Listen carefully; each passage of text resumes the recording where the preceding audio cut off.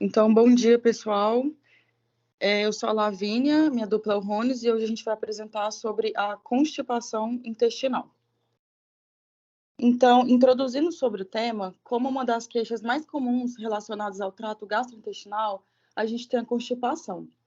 Existem várias causas, podendo ser manifestações de doenças metabólicas, por exemplo, diabetes, hipotiroidismo, a hipercalcemia, intoxicação por metal pesado e também manifestações neurológicas, obstrutivas ou por efeito colateral de drogas. Sobre a epidemiologia da constipação, é mais comum em mulheres caucasianas e pessoas com mais de 60 anos. Existem também alguns fatores de risco, e entre eles a gente tem a idade, o sexo feminino, o nível socioeconômico e educacional, fatores ligados ao estilo de vida, também tem a ingestão inadequada de fibras e líquidos e o baixo nível de atividade física. Então, agora vamos para a definição. Para definir a constipação, o que é mais aceito é quando a frequência de evacuação é menor do que 3 vezes por semana e os sintomas eles devem estar presentes por pelo menos 3 meses, sendo que o início deles tem que ser 6 meses antes do diagnóstico. Sobre os critérios diagnósticos, eles são baseados nos critérios de Roma 4 e também deve estar incluídos 2 ou mais sintomas, como, por exemplo, força para evacuar em pelo menos 25% das evacuações, fezes caprinas ou endurecidas, que é o Bristol 1 e 2, que vai ser discutido mais para frente, e também tem que ser em pelo menos 25% das evacuações. Outros achados também tem que ser a sensação de evacuação incompleta em pelo menos 25% das evacuações, sensação de obstrução anorretal, também 25%, manobras manuais para poder facilitar a evacuação em 25% delas, menos de 3 evacuações por semana e evacuações raramente presentes sem o uso de laxantes, e também os critérios insuficientes para diagnosticar a síndrome do intestino irritável, né? Então, a gente agora está indo para a etiologia e a fisiopatologia da constipação. Eu vou falar sobre a etiologia aqui e alguns exemplos. Não são todos, mas eu peguei pelo menos 2 de cada. Então, na etiologia e fisiopatologia, nós temos as causas secundárias, que são as que apresentam outras causas ou fatores predisponentes. Só daí a gente vê como é importante a anamnese e a avaliação clínica bem detalhada, né? Então, essas causas, elas não têm que ser necessariamente únicas, elas podem também estar associadas. E as causas de constipação secundária, elas podem ser por doenças metabólicas, aí alguns exemplos, por exemplo, a amiloidose, a doença renal crônica e o diabetes também.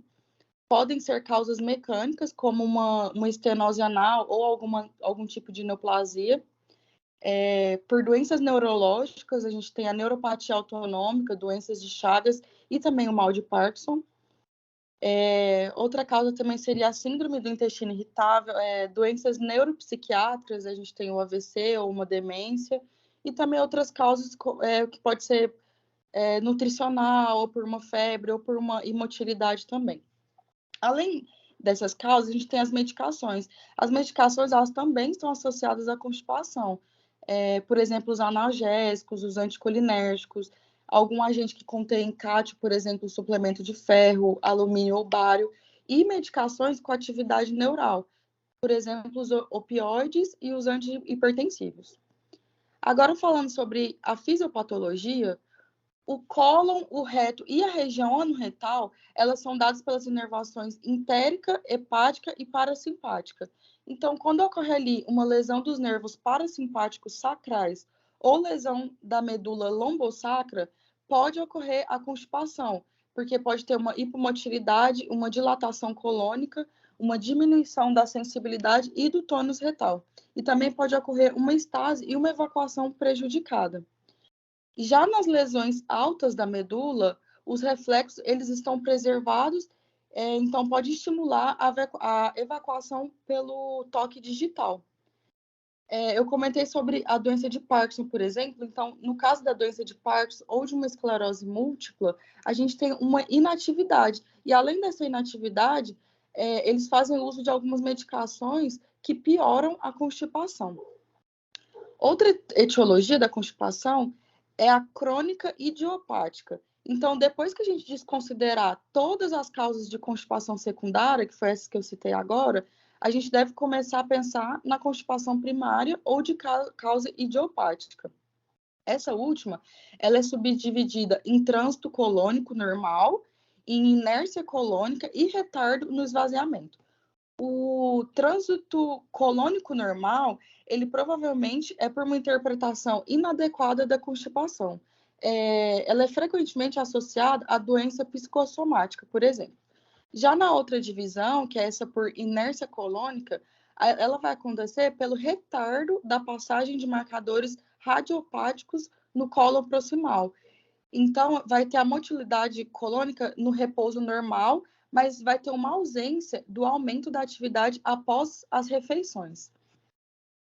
E por último, esse diagnóstico de retardo de esvaziamento, ele se dá quando os marcadores radiopáticos, eles se movem normalmente pelo colo, mas ficam retidos ali no reto. E nesse retardo de esvaziamento, a gente também pode dividir em uma defecação dissinérgica, onde vai ter uma ausência de relaxamento e uma contração errada dos músculos pubo-retais e do esfíncter anal externo. Aí, como consequência, vai ter essa diminuição no ângulo ano-retal e vai aumentar a pressão no canal anal. E, por último, na outra divisão, seria o mega-reto. Ele parece ser secundário a uma alteração neurogênica e ocorre mais em crianças e idosos, com alterações, podendo ser alterações mentais ou físicas.